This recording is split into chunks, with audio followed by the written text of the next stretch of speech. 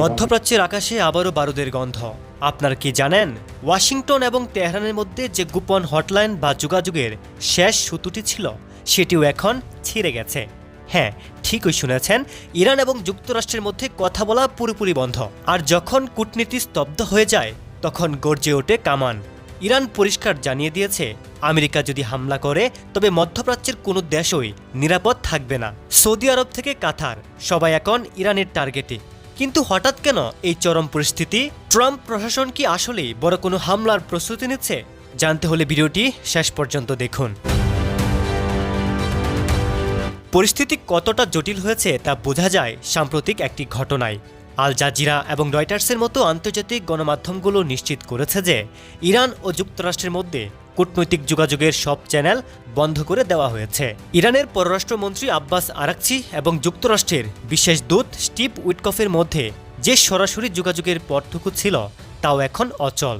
বিশ্লেষকরা বলছেন, দুটি দেশের মধ্যে যখন সব ধরনের আলোচনা বন্ধ হয়ে যায়, তখন সেটি বড় কোনো সংঘাতের স্পষ্ট ইঙ্গিত দেয়। মানে সোজা কথায়, আলোচনার টেবিল থেকে সরে এখন সবাই যার যার মিসাইল লঞ্চ প্যাডের দিকে তাকিয়ে রয়েছে।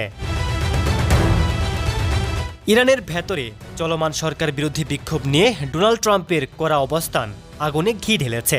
ট্রাম্প প্রশাসন ইরানের সামরিক হস্তক্ষেপের ইঙ্গিত দিতেই তেহরান ভয়ঙ্কর এক পাল্টা হুমকি দিয়েছে। ইরান সোজা জানিয়ে দিয়েছে, আমেরিকা যদি ইরানে কোনো হামলা চালায়, তবে মধ্যপ্রাচ্যের আমেরিকার যেসব বন্ধু দেশ আছে, যেমন সৌদি আরব, সংযুক্ত আরব আমিরাত, কাতার কিংবা তুরস্ক, কেউ রক্ষা পাবে না। কারণ এসব দেশে রয়েছে যুক্তরাষ্ট্রের সবচেয়ে বড় সামরিক ঘাঁটি। ইরান স্পষ্ট করেছে, হামলা হলে এই ঘাঁটিগুলো মাটির সাথে মিশিয়ে দেওয়া হবে।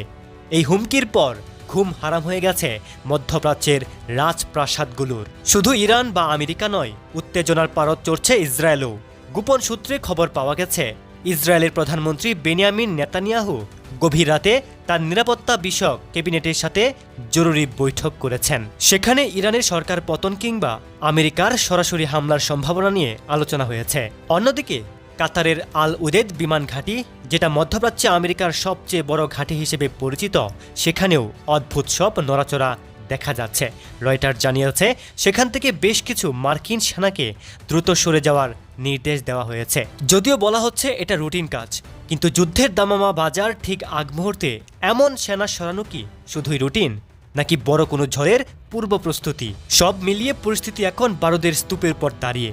কূটনৈতিক পথ বন্ধ, সামরিক হুমকি আর পাল্টা টার্গেট, সবই ইঙ্গিত দিচ্ছে ভয়ঙ্কর কিছুর। আপনার কি মনে হয়, আমেরিকা কি সত্যি ইরানে হামলা চালাবে, নাকি এটি শুধুই স্নায়ুযুদ্ধের চাপ? আপনার মতামত অবশ্যই কমেন্ট করে জানান।